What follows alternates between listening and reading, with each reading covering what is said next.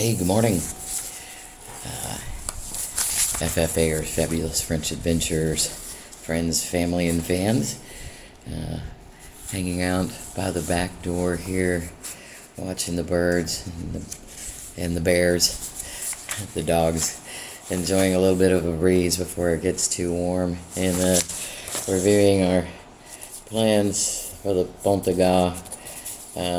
trip on Wednesday to see the eclipse. Looking forward to that, and there'll be, I'm sure, videos of that too, the eclipse, as well as the sound and light show that they do at the Ponte at dusk. Looking forward to that. The Ponte is, of course, a famous aqueduct here, built in, I think, around 30 AD, and a very good example of it still, and it spans a river, and we'll get into that more later. But I'm thinking about communications because we have to reach out to the friends that are going with us, and been having some communication issues. We are with T-Mobile. That's who we'd been with for the last few years. That's who we got our best deal with. We have multiple phones. Amy has a phone. I have a phone. We both have watches and tablets, and then our friend Chester has a phone, and we have his phone on our line. Various reasons for that, but so multiple lines on one plan, and it was a pretty good plan because we're all over 60, and I'm the only one that uses it extensively. The other people don't use theirs very much, and the other items don't get used as much. So we had a pretty reasonable plan. It was about $145 a month, and that was pretty good. Of course, when you come over to another country, you need to get a phone or a SIM card or a plan for that country. And so we did the research, coming in before we left. We did the research about what we needed to do. Amy uses an iPhone. I'm an Android person. Just hate doing the iPhone thing. Not an Apple person, but everybody has their own thing.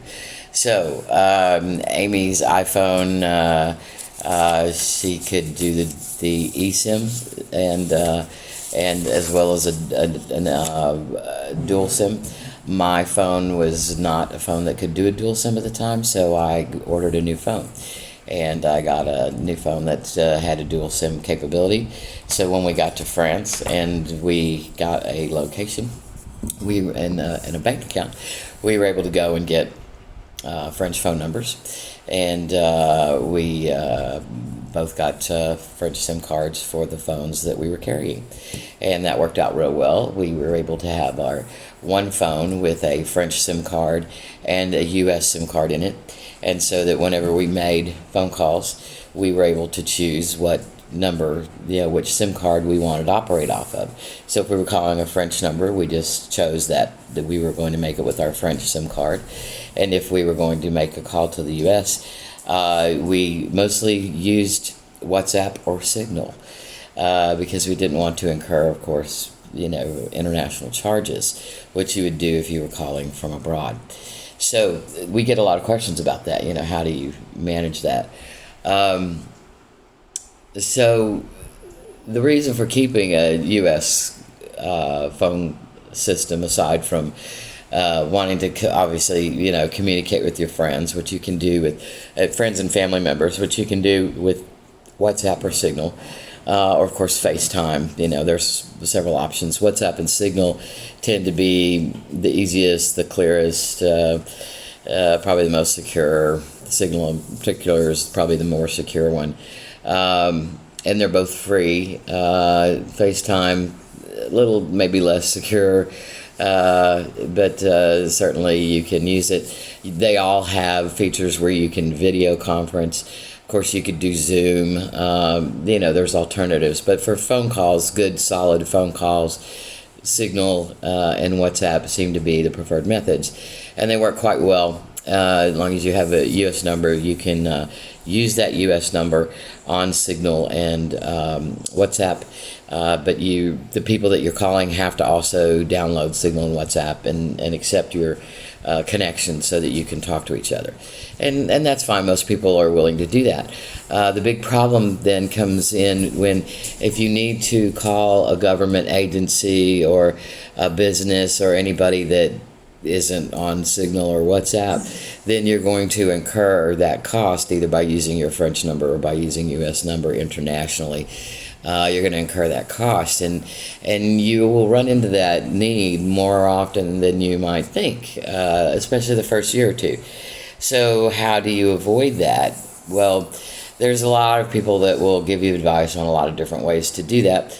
And there's a lot of different phone services that maybe offer you the option.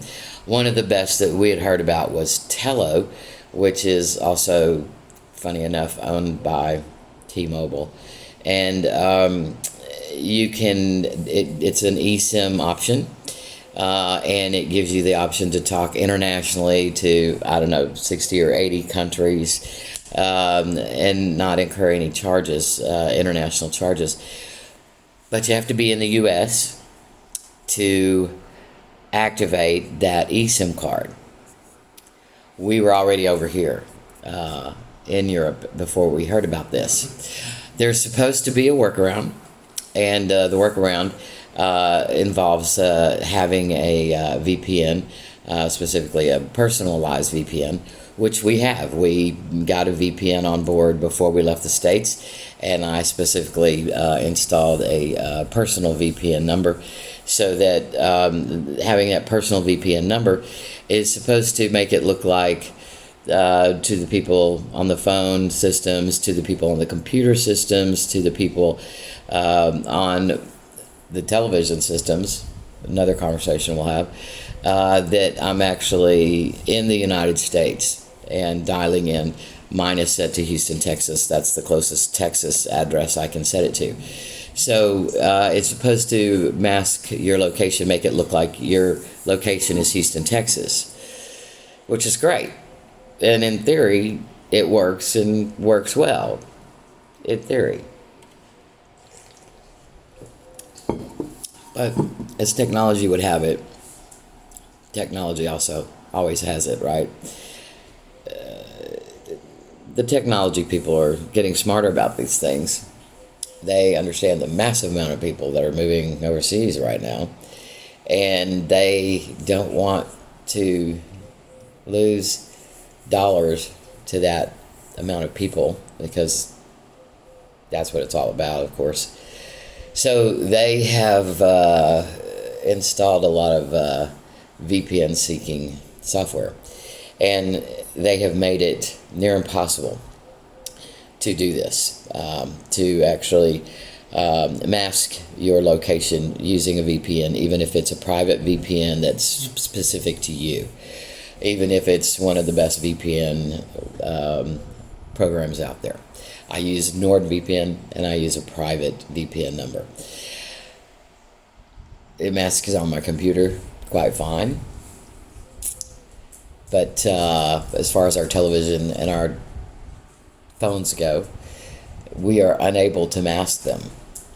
The people that run those services have programs put into place that, even with the workarounds that we've been given, directions by the VPN software people themselves, directions by other expats who have come before us and had it work for them, even as recently as February or March, April of this year.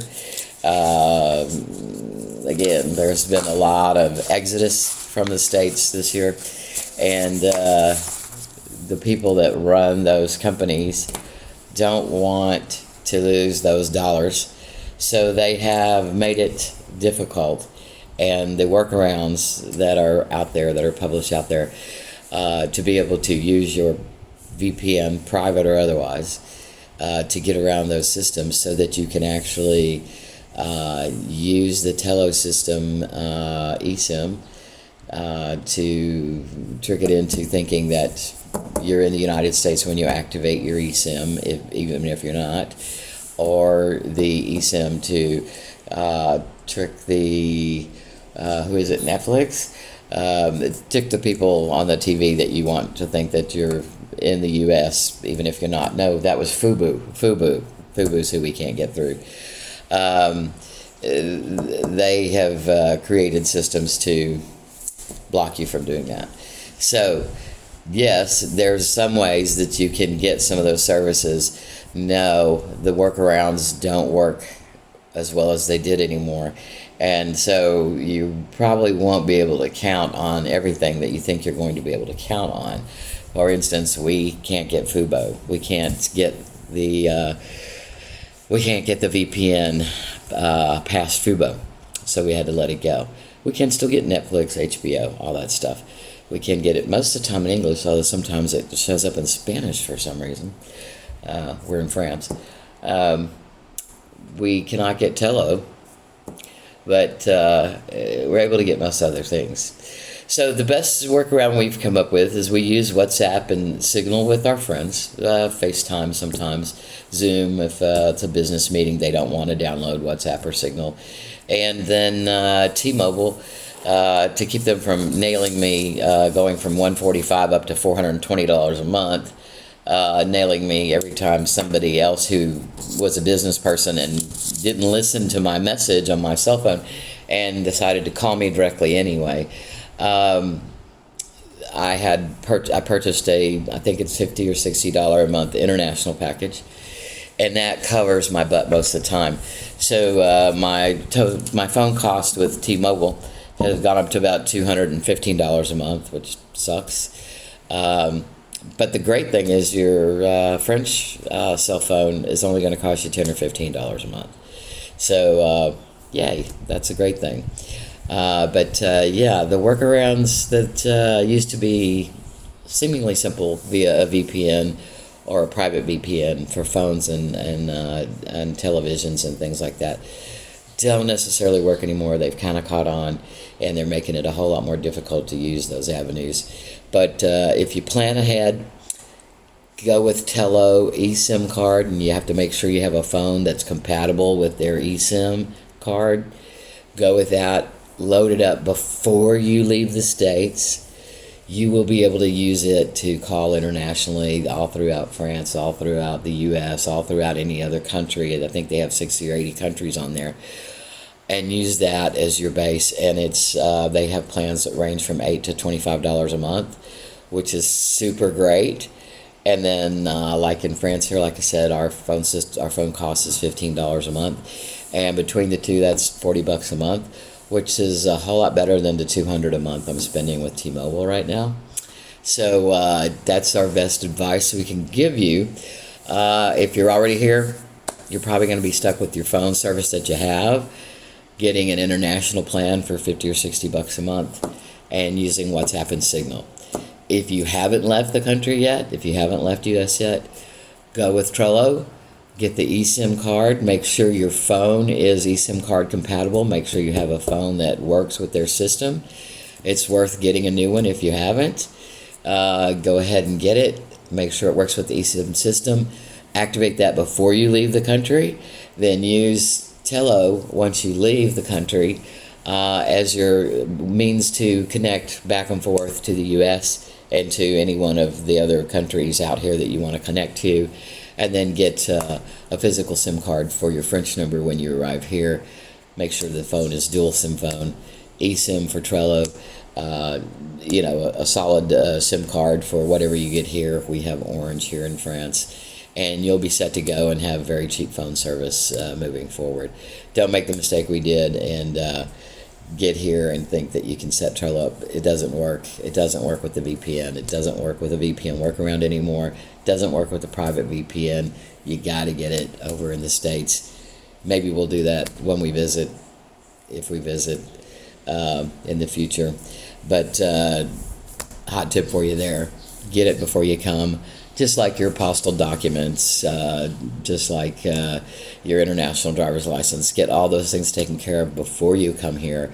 It's a lot more hassle to try to do it from here, and sometimes it just simply doesn't work. So save yourself the time and the hassle. Do it ahead of time. If you got any questions about it or any thoughts on that, drop us a line, drop us a DM. We are always happy to answer questions. Take care. Thanks for spending your time with us here at Fabulous French Adventures. We look forward to seeing you again. And à bientôt and au revoir.